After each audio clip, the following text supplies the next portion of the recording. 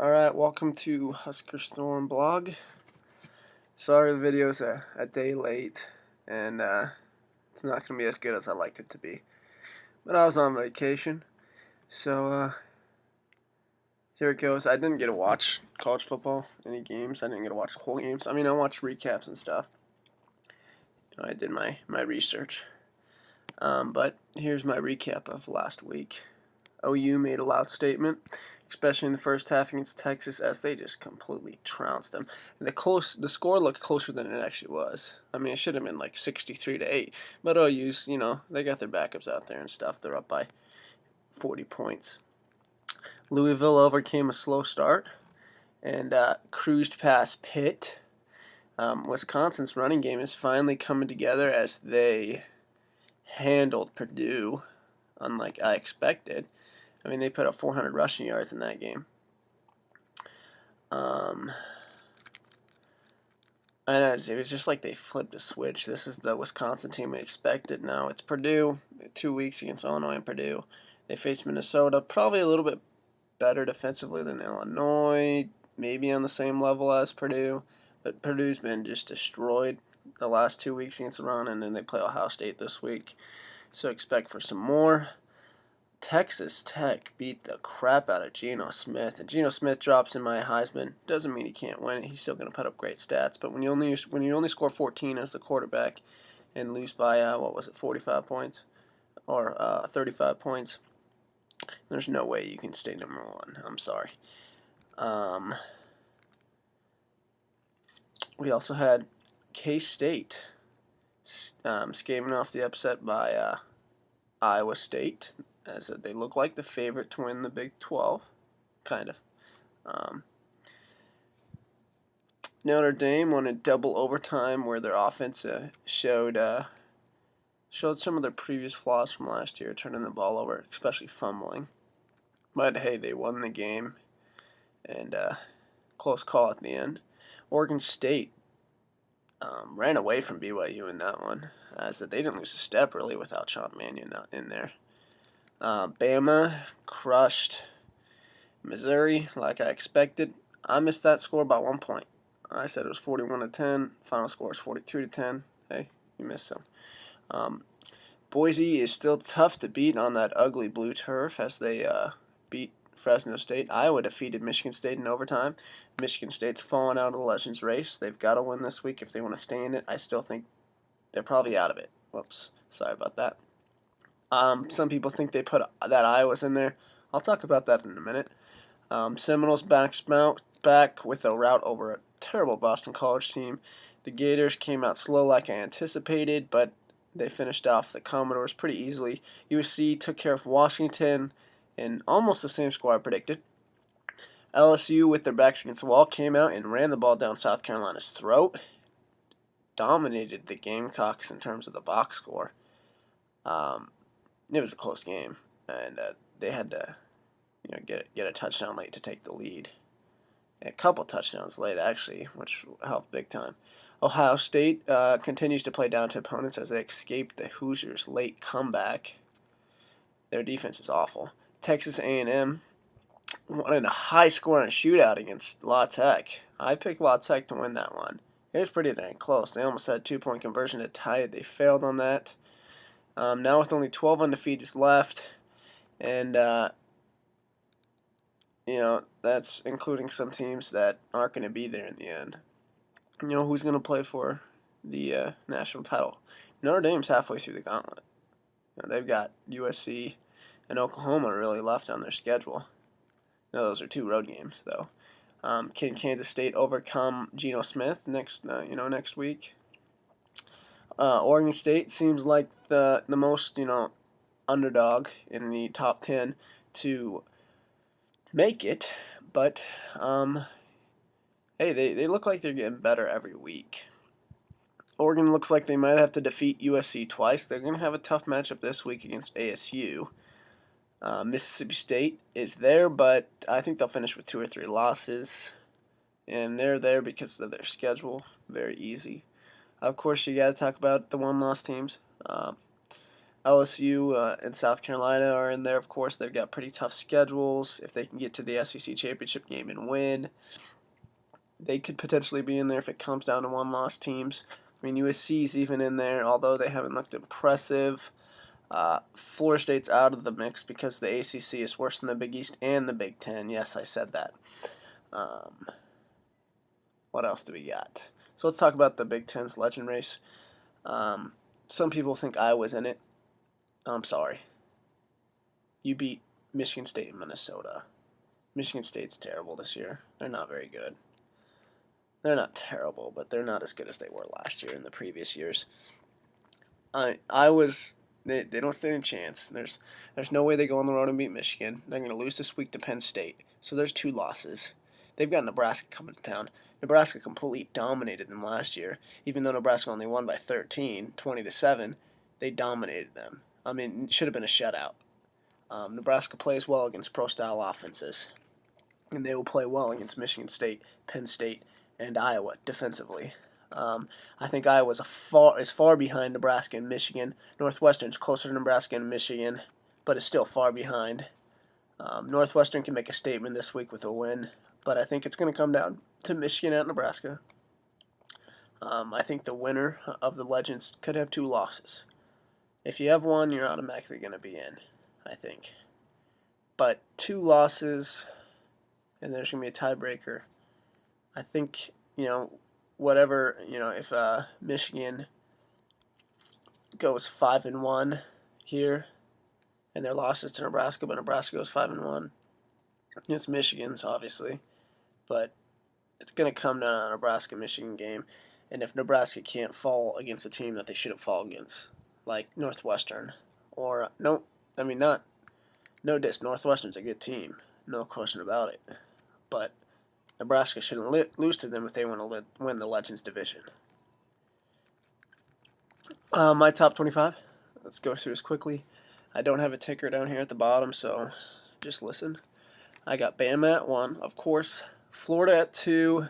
Yeah, people like Oregon. Florida, because of their schedule, they played harder teams and they played better. I mean, not better, but Oregon's obviously destroyed everybody they played. But Florida has played better competition. They have road wins. So Florida's number 2. Oregon's number 3. Number 4, Notre Dame, and they're crawling up there. If they can get Oklahoma, I think it's next week that they play Oklahoma, or it's in the next couple of weeks. Watch out.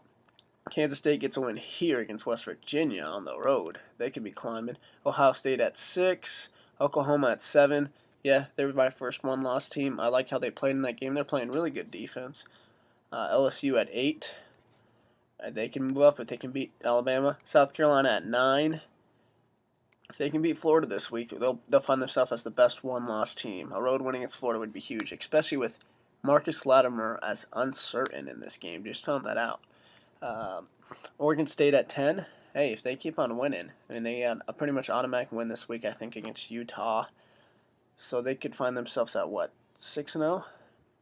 Might be 7-0? I think it's going to be 7-0, actually, yeah. Might be 6, I'm not sure. But, that's halfway there. I don't think they're going to be in the national title, but, I mean, they could upset somebody. And, I mean, they could get to a BCS Bowl game over USC. We'll see. I have USC at 11, Florida State at 12, Georgia at 13, Clemson at 14, 15, Mississippi State. That's not going to last. I have Texas A&M at 16. They'll lose this week to LSU, so they'll be falling. Rutgers, Louisville at 17 and 18, 2 Big East teams that are undefeated. There's also Cincy. I have them further back because Cincy's played 2 FCS schools. These teams have played nobody and beat nobody. They're not going to be challenged for the rest of the year. They're going to end up losing to each other, going 9-3 and 10-2, and find themselves ranked too high. Right now, they're way too high at 17 and 18. I like Louisville in the future, just not this year. Texas Tech at 19. After they beat West Virginia, I got to move them up, especially when you beat them by 35. And then I got West Virginia right behind them at 20. I wasn't a big fan of West Virginia, to be honest. They look like Baylor to me. And now that they just got blown out by Texas Tech, they're the third best. They might be the third or fourth best team in the Big 12. Cincy at 21 because of the schedule. Stanford at 22, best 2-loss team. Michigan at 23, they lost to two top 5 teams. ASU at 24, bad loss to Missouri, really bad loss, but they played well in all their other games. Big statement game for them this week. And TCU at 25. So let's go into my Heisman. I've got, a big shakeup. Braxton Miller moved up to 1. It's not going to last, you know it. He's bound to not play well in some game. Colin Klein at 2. Monte Teo at 3. 4. Geno Smith, but he's close. That 1, 2, 3, 4 is really close. 5, I've got Johnny Manziel. Kid's a stud. He's not going to be there for a while. He'll probably drop out after this week because he plays LSU. The kid's going to get one in his next 4 years. My bowl projections, USC versus Michigan. Michigan's starting to click. And I don't like USC. I mean, I could put Oregon State there, but I don't know. That's going to be a close one. It's going to come down to, if Oregon State can hold this together. OU versus Notre Dame in the Fiesta Bowl.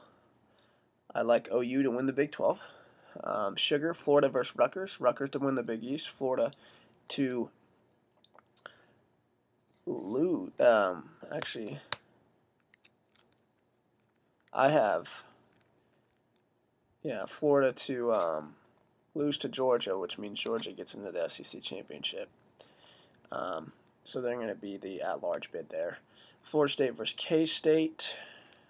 Alabama versus Oregon in the national championship. That's pretty obvious right now.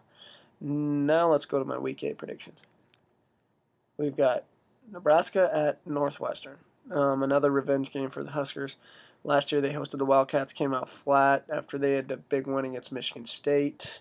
Their O-line never woke up. They had early turnovers, which really helped Northwestern, especially when you're fumbling the ball like inside the 10-yard line about to score a touchdown inside the red zone. There was like 3 turnovers in the red zone.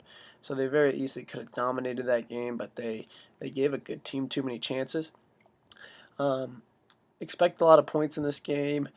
Northwestern's plays, they have a pretty solid offense. And they're way undermanned on defense. They played better this year defensively, but they're still not. They're not good enough to stop the best Big Ten offense. They're going to have their hands full this week with this talented wide receiving core and who's going to have a huge day. Kenny Bell's going to get over 100 again. Taylor Martinez is going to throw for 200. And he picked apart Northwestern last year. Expect him to do the same this game. Expect Nebraska to get the ground game going now. Expect the O-line of Nebraska to wear down Northwestern. And Kane Coulter's going to find success, whether he's running, throwing, catching. He's going to find success like he did last year, have probably another huge day. They'll keep it close for 3 quarters, but I think the Huskers pull away late in the 4th quarter. Nebraska wins this one 45-38 in what should be a good game and could help decide the Legends division potentially. If Nebraska loses this game, you can put next week as a need to win game if they want to stay in the Legend division race. And then it puts Northwestern right up there next to Michigan potentially. Florida State at Miami. This is one of the very few tests left for Florida State. The Hurricanes have been inconsistent. They played 2 top teams and got thrashed. Don't expect there to be a lot of fans there that are Miami fans. Look for more Florida State fans to be in the stands. But the superior talent and the depth of Florida State isn't going to expose Miami in the second half. I think Miami keeps it close for a half, but they do get blown out, 38-13 Seminoles. Purdue at Ohio State. The Boilermakers have really disappointed. Danny Hopes last year, I'm calling it, he's going to get fired. After I picked them to upset both Whiskey and Michigan, you'd think I would learn, but I'm not picking them to upset here. I think Braxton Miller is going to have a slow start, but he's going to run all over them in the second half. Buckeyes utilize, a couple running backs in this one, get over 350 yards, take some stress, sorry about that, off Braxton Miller, and look for Purdue to stay in this one for a little bit, but the Buckeyes are going to take this one 51-34. Iowa State at Oklahoma State. Iowa State finds itself ranked, although I don't believe they deserve so, as they've lost to 2 ranked teams. And They do have a win against a ranked team in TCU, but uh, Iowa State doesn't deserve to be ranked with 2 losses. You think Iowa State is a top 25 team? Do you think they're better than Wisconsin and Nebraska? Really? Really? Um, Last year, Iowa State upset Oklahoma State and knocked them out of the national title race. Look for the Okie State Cowboys to revenge that loss, 42-38. Virginia Tech at Clemson. The Hokies have been one of the biggest disappointments in college football, as they have turned what was supposed to be a really good defense into an obvious flaw. It's been exposed, and it's very mediocre. Expect Clemson to start off slow after the bye, maybe a little sloppy. Lets the Hokies build a little bit of a lead, but they're not good enough offensively, and their defense is awful. Taj Boy's going to come alive. Tigers are going to have a huge second half, win this one 48-27, probably score 25 unanswered or something stupid. Texas Tech at TCU, a huge win by the Red Raiders, could set them up for a hangover here. Even without Casey Packall, the TCU Horned Frogs routed Baylor on the road. Texas Tech's got to go on the road here. You definitely got to think TCU's licking their chops here. Chance to upset well, I don't even know if it's upset. I don't know what the odds are in this one. It's not really an upset, I guess. This one's probably pretty much a toss-up. But I like the Horned Frogs in this one, 38-34. Michigan State at Michigan. It could be a blowout by TCU, but I could see it going either way. Not a blowout by Texas Tech, though. Michigan State at Michigan. Last year, the Spartans suffocated Denard Robinson. They will need to do that and times 100, as their offense is going to have trouble scoring in this one. They can't turn the ball over. Shoelace can't turn the ball over. Expect Denard to find a little bit of success and stay out of his own way in this one, 17-10. Michigan. South Carolina at Florida. The Gamecocks must bounce back after they got the ball smashed at them by LSU. LSU had struggled really offensively all year. They couldn't get a run game going. They got it going in South Carolina. Now the Gators, LSU really wore down South Carolina in that game. The Gators really wore down LSU in the previous game with their run game. Expect Mike Gelsey to have a huge day in the second half.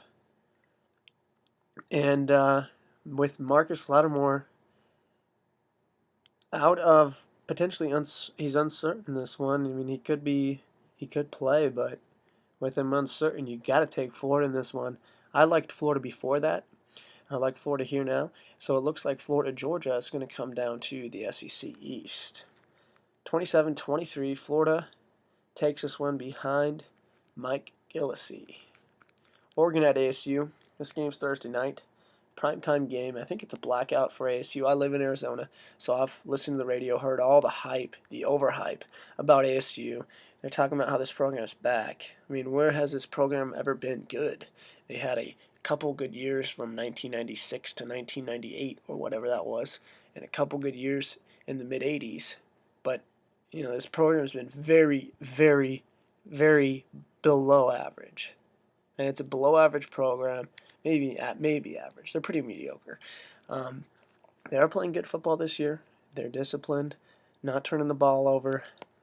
But here's the deal. You're facing an Oregon team that is going to expose that. A couple years ago, Oregon came into ASU, and if you looked at the box score, besides turnovers and penalties, you thought ASU beat the tar out of Oregon. ASU had over 600 yards of offense.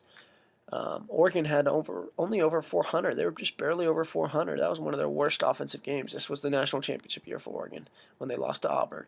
But Oregon had to punt the ball 11 times. They had trouble moving the ball. And this ASU defense is even better. They're second in the nation for tackles for loss. They're going to get in the backfield. They're going to create long distances for Oregon. Second and long doesn't really affect Oregon. They can still run the ball and pick up 10 yards.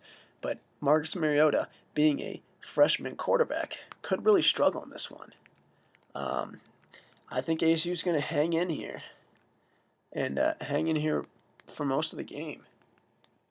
But the Ducks do make some adjustments as they go into half trailing. They come out defensively playing better. And Marcus Mariota gets it together and I'm going to take the Ducks 43-34 in what should be a good game. This is going to be a good game. It's interesting. Can ASU get to the Pac-12 championship and play Oregon again? Can they upset Oregon here? I like Oregon, but ASU is better than most people anticipated. I still think they're only going to be an 8-win team, 9 wins at best, probably 8, considering you lost to a really bad Missouri team. LSU at A&M, containing Manziel, Johnny Manziel that is, has been tough for any team. Florida had trouble with him for about a half. But this Aggies team has not faced LSU. LSU starting to pick up steam as it's perfect timing. Couple weeks before the LSU game, which I believe is November 3rd, if I'm correct. The Tigers are going to get that ground game going. They're going to defeat the 12th man here, 24-20. Bama at Tennessee. The Vols kept last year's game close without Tyler Bray, so now they get Tyler Bray. But their defense isn't very good, and Alabama's got an experienced A.J. McCarron this time. He's going into Tennessee. I think the Vols do find some holes in the secondary. It's a young secondary. They find some holes in the first half, but Tyler Bray gets hit too much. They're too one-dimensional to really have success against Alabama. Saban clamps down, and the Tide rolls on. 38-14. Kansas State at West Virginia. This looked like a battle of undefeateds going into last week, but the Mountaineers lost, and they got crushed. The Wildcats have actually played pretty well defensively. I'm surprised. We'll see if they can win this one, they could easily run the table. But get smashed in the national championship game against the SEC team. But Gino's going to make up for his last week's debacle. The Mountaineers come out here and win this one and keep themselves in the race, 42-41. Mountaineers. Cincy at Toledo, finally, one of these overrated, undefeated Big East teams gets to face somebody. They're victims of an easy schedule, these Bearcats. Their biggest win was against a mediocre 3-3 Virginia Tech team, and it was barely a win at home. They will find themselves in a shootout against Toledo, but early struggles by Cincy and Munchie Lego. That's going to put them in a hole, and I think Toledo's got too much offensive firepower for them to come back. 34-27 Toledo. Penn State at Iowa. This will be low scoring, much like last year, but without Wiseman, John Vandenberg has not been very good in a one-dimensional offense. When he doesn't have a running back to run the ball for him, he struggles. Sorry about that again. We saw against Nebraska, they were really one-dimensional, and Nebraska shut them down. That was last year. We also saw against Penn State. They shut down the run game. Vandenberg can't pick you apart without the run game. He's a good play-action quarterback, but besides that, he's not very good. I like him, but he's not anything special. He's not going to beat you just by himself. So Ferentz is going to have to pull another trick out of his sleeve with this running back. But he's done a pretty well job, actually, just throwing in guys, and they played pretty well. But I think the Nittany Lions take care of this one on the road, 17-12, 5 in a row for Penn State. Baylor at Texas. We have seen the Longhorns look pretty weak so far this year, as their biggest win was against a very mediocre Oklahoma State team. Baylor was embarrassed last week at home against TCU. This week, the Longhorns will bounce back against a terrible defense, and they got them at home. So I like Texas in a close game, and I like their run game to take control in the second half, 37-35. Longhorns. Thanks for watching. Check back next week. And I should have a video. Of course, I'll have a video on the Michigan-Nebraska game. But I should have a video of whether Nebraska should fire Pelini. Look at some interesting stuff with that one. But thanks for watching. Check back next week.